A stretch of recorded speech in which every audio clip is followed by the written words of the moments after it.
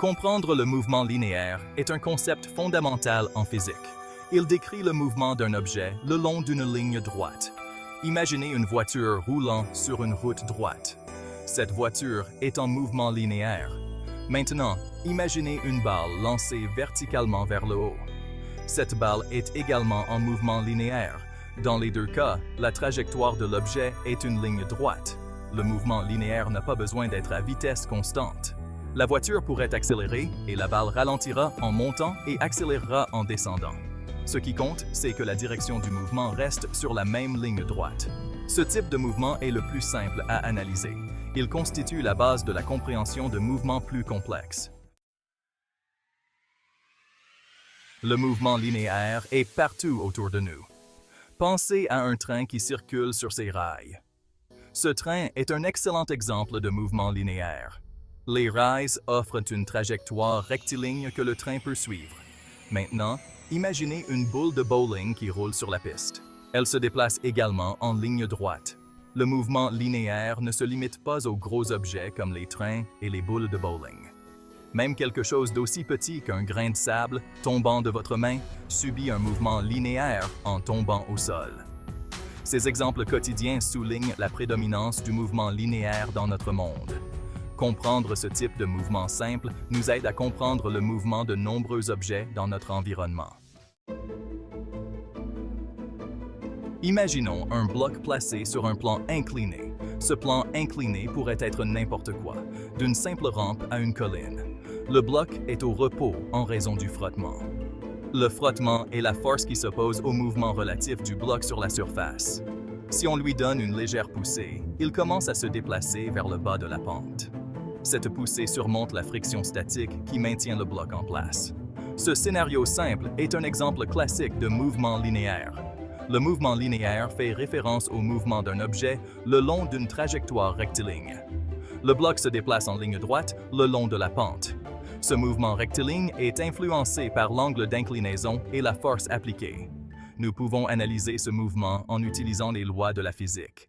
Ces lois nous aident à comprendre les forces agissant sur le bloc et à prédire son comportement. La force de gravité tire le bloc vers le bas. La gravité est une force constante qui agit sur tous les objets ayant une masse. Cependant, le plan incliné empêche le bloc de tomber directement vers le bas. L'angle d'inclinaison modifie la direction de la force de gravité. Au lieu de cela, le bloc glisse le long de la pente. Cette glissade est le résultat de la décomposition de la force de gravité en composantes. Nous pouvons décomposer la force de gravité en deux composantes. Ces composantes nous aident à comprendre comment le bloc se déplace sur le plan incliné. Une composante agit parallèlement au plan incliné, tirant le bloc vers le bas. Cette composante parallèle est responsable du mouvement de glissement du bloc. L'autre composante agit perpendiculairement au plan incliné. Cette composante perpendiculaire pousse le bloc contre la surface du plan incliné. Cette composante perpendiculaire est équilibrée par la force normale du plan incliné. La force normale est la force de réaction exercée par la surface pour supporter le bloc. La deuxième loi du mouvement de Newton est fondamentale pour comprendre le mouvement linéaire. Elle constitue la pierre angulaire de la mécanique classique et est essentielle pour analyser la façon dont les objets se déplacent. Cette loi stipule que l'accélération d'un objet est directement proportionnelle à la force nette qui lui est appliquée et inversement proportionnelle à sa masse. Mathématiquement, elle est souvent exprimée par F x ma, où F est la force, m est la masse et a est l'accélération. En termes plus simples, une force plus importante produit une plus grande accélération et un objet plus lourd accélère moins vite sous l'effet de la même force. Cette relation nous aide à comprendre pourquoi pousser une voiture demande plus d'efforts que de pousser un vélo. Dans notre exemple du bloc sur le plan incliné, la force nette agissant sur le bloc est la composante de la gravité qui le tire vers le bas de la pente, moins la force de frottement. Ce scénario est une illustration classique de la deuxième loi de Newton en action. Cette force nette provoque l'accélération du bloc. Plus la pente est raide, plus la composante de la force de gravité agissant le long de la pente est importante, et donc plus l'accélération est importante. Connaissant la masse du bloc et l'angle d'inclinaison, nous pouvons calculer l'accélération du bloc en utilisant la deuxième loi de Newton.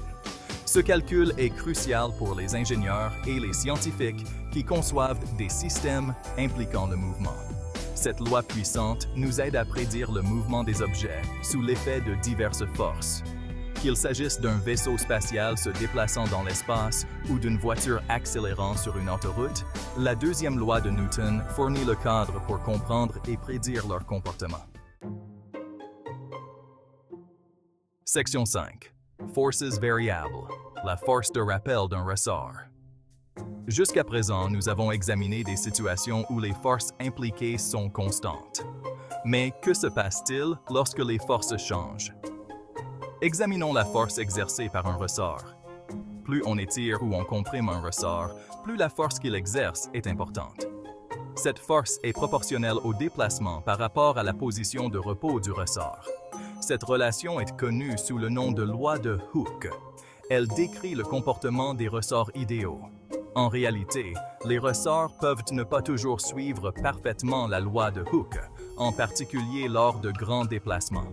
Cependant, elle fournit une bonne approximation pour de nombreux scénarios du monde réel. Comprendre comment les forces changent est essentiel pour analyser des mouvements plus complexes.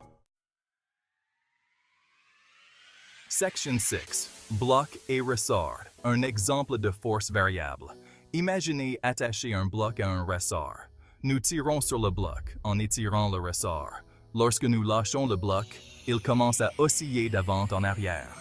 Cette oscillation est due à la force variable du ressort. Lorsque le bloc se déplace vers la position de repos du ressort, la force du ressort diminue.